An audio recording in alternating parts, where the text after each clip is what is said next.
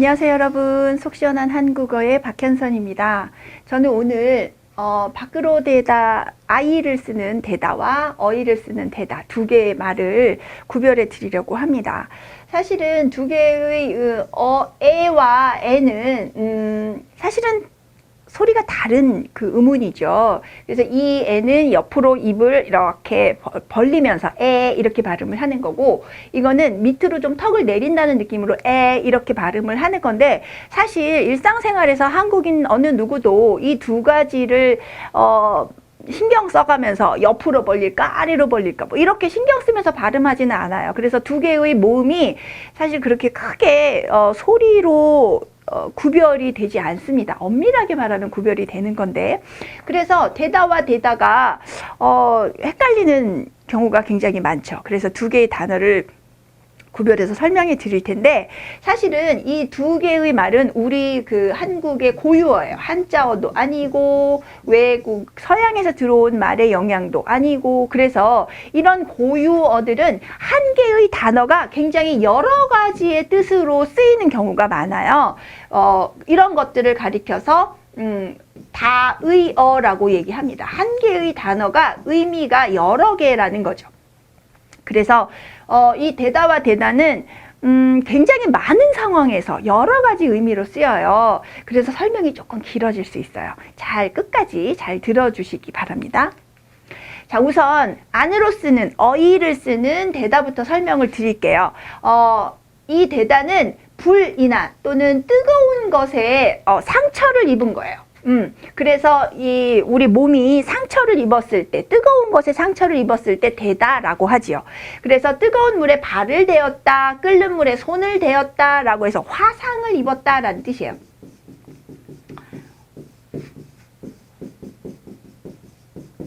화상을 입었다는 뜻이고, 또는 어떤 경우에 쓰냐면 어떤 일을 굉장히 강렬하게 경험하거나 너무 심하게 경험하거나 너무 많이 경험해서 이제 그건 정말 싫어요 뭐 이런 느낌을 가질 때 대다라는 말 하죠. 놀라거나 또는 심한 괴로움을 겪어서 진저리 싫어, 이게 진저리거든요.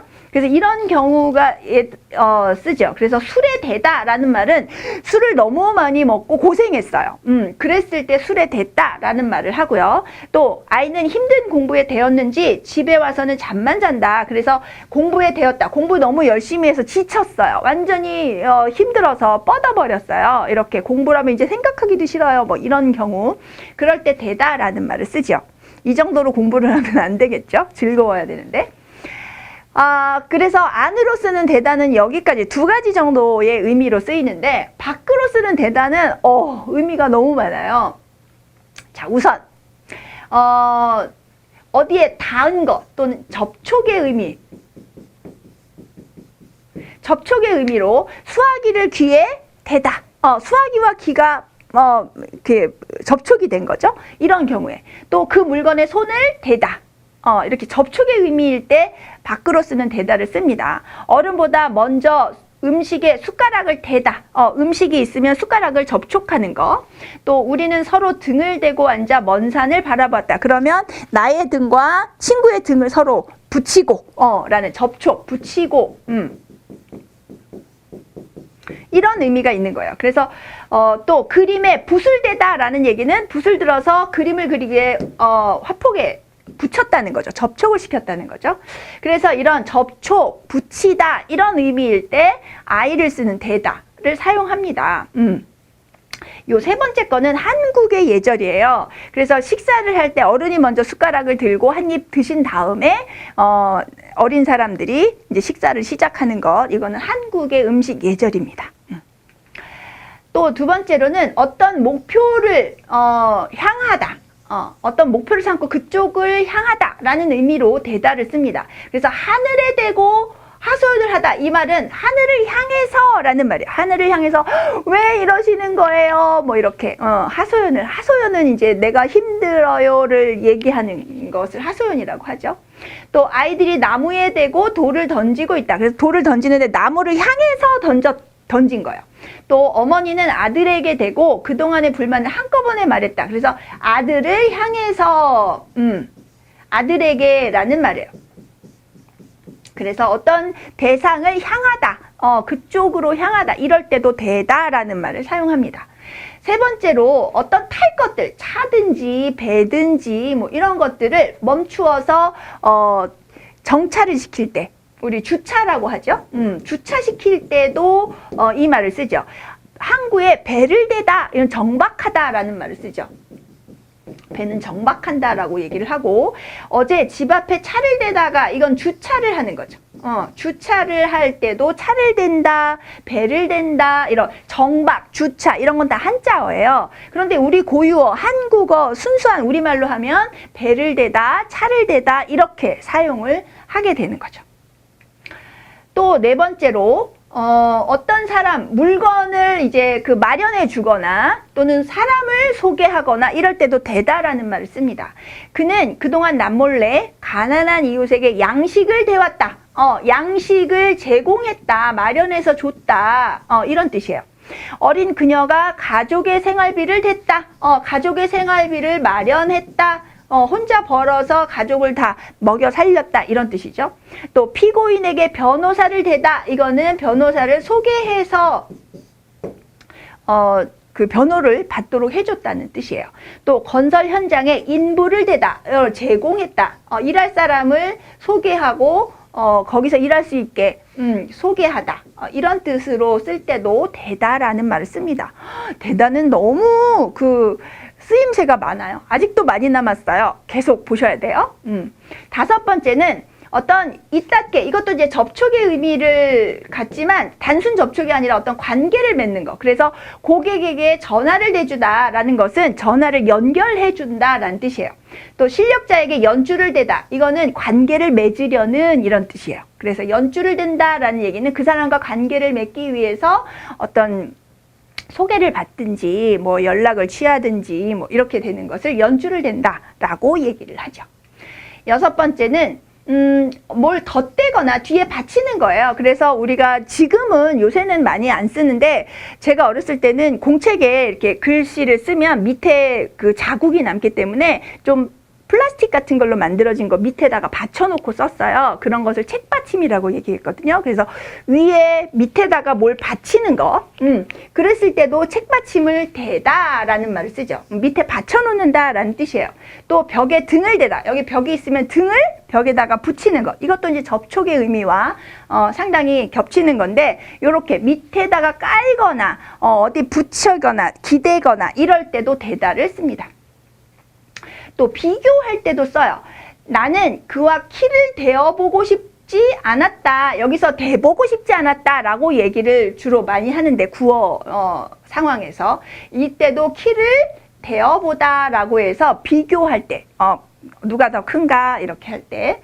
또 아이들은 서로 발의 크기를 대어보았다. 이거 원래 대보았다가 아니라 대어보았다가 맞는 말이에요. 또 두 팔의 길이를 대어보면, 이 팔과 이 팔의 길이를 대보면 정확하게 일치하는 사람은 많지 않아요. 그래서 두 개를 비교할 때 대다라는 말을 또 사용하지요. 여덟 번째는 어떤 그 이유나 구실을 말할 때, 그럴 때 대다라는 말을 씁니다. 어머니에게 구실을 대다, 이거 구실을 마련해서 이유를 말하다라는 뜻이에요. 나는 굳이 친구에게 핑계를 대다, 핑계를 말하다라는 뜻이거든요. 그래서 이건 관용어처럼 쓰이죠. 핑계를 대다, 핑계를 대고 싶지 않다, 이렇게. 경찰에게 알리바이를 대다, 이렇게 이유를 말하다라는 뜻이에요. 고객의 명단을 댈 수는 없었다, 말할 수는 없었다. 고객의 명단을 다 얘기해주면 안 되죠. 개인정보 유출이니까. 그래서 이럴 때 말하다라는 뜻으로 대다라는 말을 쓰죠. 어디서 무엇을 했는지 형에게만은 바른 대로 되었다, 이 말은 말했다, 바른 대로 말했다, 이런 뜻이에요.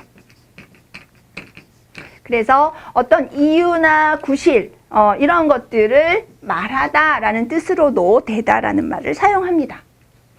아홉 번째는 어떤 정해진 시간에 딱 맞추는 것, 이럴 때도 써요. 정해진 시간에 맞추는 경우, 기차 시간에 되도록 서두르자. 그래서 기차 시간에 맞춰서 늦지 않도록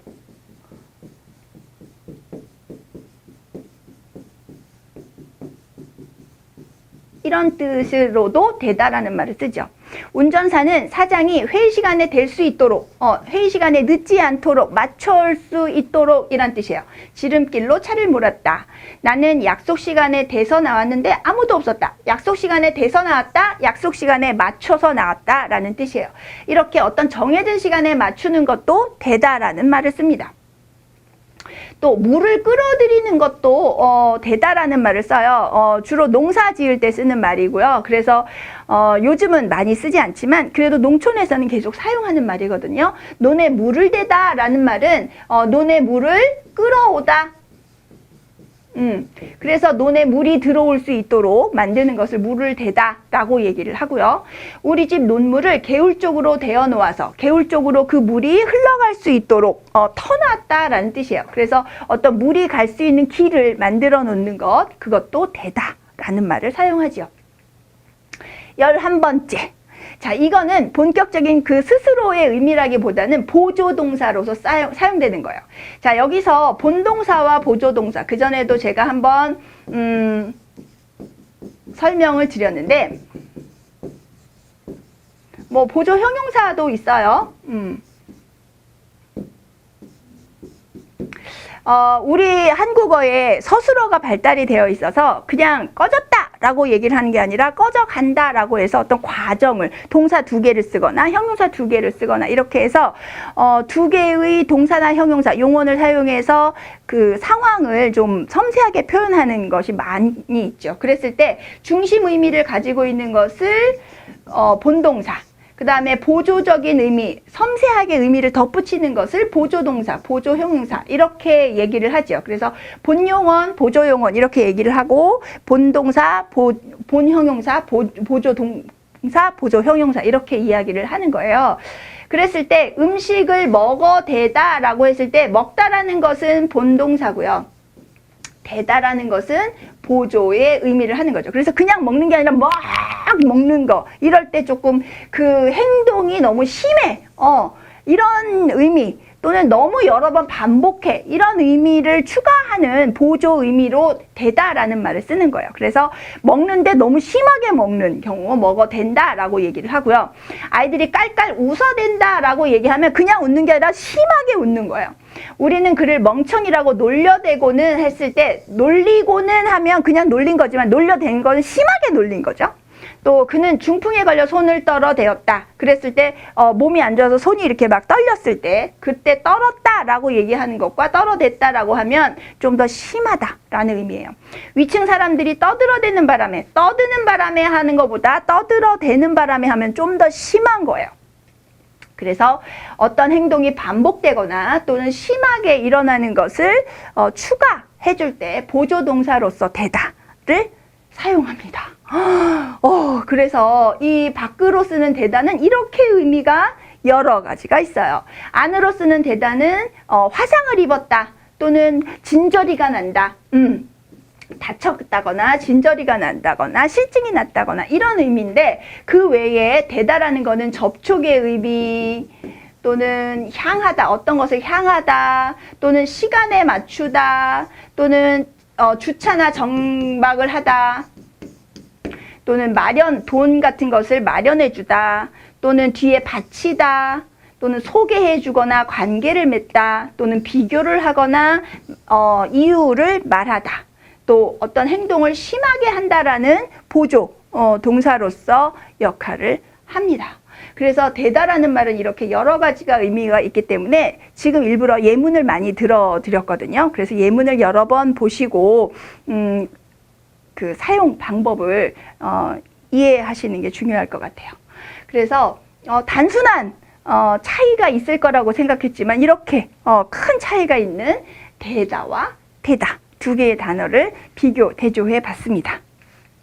자, 이제 연습을 그래도 해봐야죠. 그죠? 그래서 4개의 문제를 준비했으니까 답을 한번 맞춰보시고요. 저하고 또 함께 풀어볼게요.